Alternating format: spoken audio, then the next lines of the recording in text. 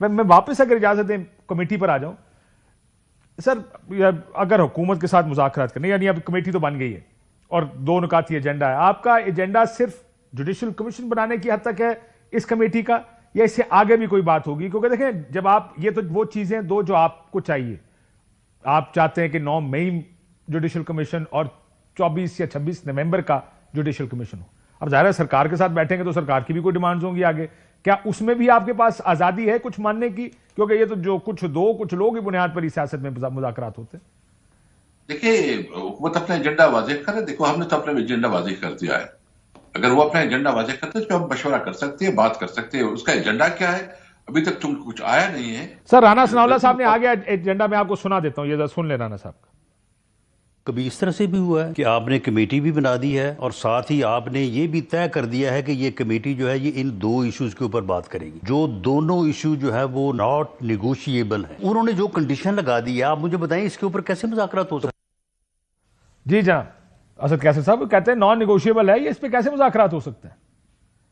دیکھیے نہ کریں نا. دیکھو ہم نے تو صرف ایک دنیا کو دکھایا ہے کہ ہم ایک جمہوری لوگ ہیں, ہم جمہوریت پہ یقین رکھتے ہیں اور ہم سمجھتے ہیں کہ ایک پرامن طریقے سے مسائل کا حل نکالے. اگر نہیں چاہتے تو ہمیں کیا ضرورت ہے؟ دیکھیے ہم تو جو ہمارا موقف ہے ہم بالکل واضح ہے, ہم اپنے موقف سے پیچھے نہیں ہٹیں گے, نہ کسی کے دباؤ کی بنیاد پہ نہ کسی خوف کی بنیاد پہ. یہ ہمارا ملک ہے, یہ ملک ہم سے کوئی ہماری آزادی نہیں چھین سکتا. ہم اپنی بات کریں گے, اپنا موقف اٹھائیں گے, اور ہم صرف چاہتے ہیں کہ ملک کو آئین اور قانون کے مطابق چلاؤ. آپ اور کوئی مطالبہ نہیں کرتے. آپ جو ہے نا عدلیوں کے اوپر جو ہے نا اثر انداز ہوتے ہیں, عدلیہ کو آپ جو اس کو پریشرائز کرتے ہیں, کبھی جو ہے نا اس کی آپ ویڈیوز بناتے ہیں یا کسی طریقے سے جو آپ اس کرتے ہیں. یہ ملک اس طرح نہیں چلے گا. یہ ملک ہم سب کا ہے, 25 کروڑ عوام کا ہے. سر یہ بات آپ کی ٹھیک ہے کہ یہ اس ملک کو آئین اور قانون کے مطابق چلنا چاہیے. پچھلے 76 سال سے نہیں چلا, آپ کے دور میں بھی نہیں چلا.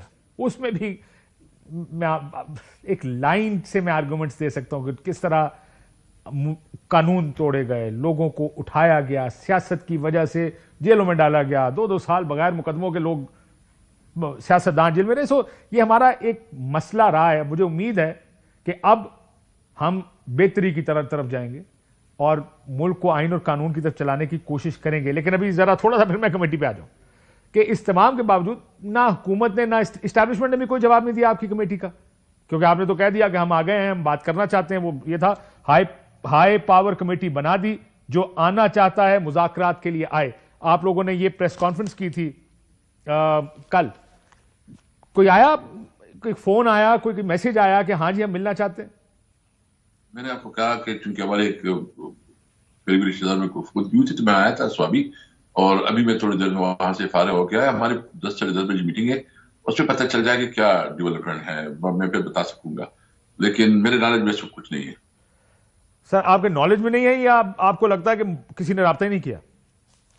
نہیں, میرے نالج میں نہیں ہے, کیونکہ میں بزی تھا. میں بھی ابھی فارغ ہو گیا آپ کے پروگرام کے لیے, میں جو ہے نا تھوڑا سے نکل آیا ہوں تو ابھی فارغ ہو. لیکن دیکھیں ہم نے اس ملک کو اس بور سے نکالنا ہے, اور میں جو بات آپ نے کی ہے بالکل آپ کی ٹھیک ہے, ہم سے بھی غلطیاں ہوں گی اور بھی ہے پاکستان میں جہاں بھی حکومت اس طرح ہوا ہے. لیکن اب یہ ماحول نہیں ہے. آنے والا وقت جو ہے نا یہ کوئی اس کو برداشت نہیں کرے گا, کوئی قانون سے ماروا نہیں ہوگا, اور یہ تب یہ ملک سروائیو کر سکے گا. اور اس وقت آپ نے پوری دنیا کے ساتھ تعلقات بگاڑے ہیں, افغانستان کے بارڈر پہ, ایران کے ساتھ, چائنا کے ساتھ بھی اتنی آپ کی اچھی ورکنگ ریلیشن نہیں ہے. انڈیا بھی اس کے ساتھ تو آپ کی ویسی پرانی دشمنی ہے. تو ہمیں ایک سینسیبلٹی, ہمیں سوچنا چاہیے کہ ہم اپنے ملک میں امن و امان کو کیسے بحال کر سکتے ہیں, اور اپنے بچوں کے لیے بہترین روزگار کے لیے کیا کر سکتے ہیں. اور اس کے لیے ہمیں اپنی ایگو سے نکلنا ہوگا. ہمارا جو ہے نا سب سے اہم پاکستان اسٹیٹ کی رسپانسبلٹی ہے کہ وہ ملک کو جو عوام کی بنیادی حقوق ہیں, جو اس کی آئینی حقوق ہے, اس کے مطابق اس کو وہ اپنے حقوق دے.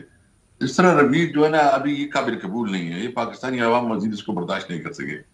ہم کرے یا کوئی اور کرے, حکومت کرے. ٹھیک کہہ رہے ہیں سر, یہ میں آپ سے اتفاق کرتا ہوں, اس ملک کو بہتر طریقے سے چلنا ہوگا. یہ ملک ایسے, کوئی بھی ملک ایسے نہیں چل سکتا جس طرح ہم اپنے ملک کو چلانے کی کوشش کرتے ہیں. یہاں پر یہاں پہ ملک چلنے سے زیادہ وہ ایک آٹو پائلٹ ہوتا ہے کہ یہ ہم نے کرنا ہے، اس کے ارد گرد باقی سارے کام کر رہے ہوتے ہیں. لیکن چلیں، آئی ہوپ، ہم بھی امید کرتے ہیں کہ یہ ملک بہتر چلنا شروع ہو.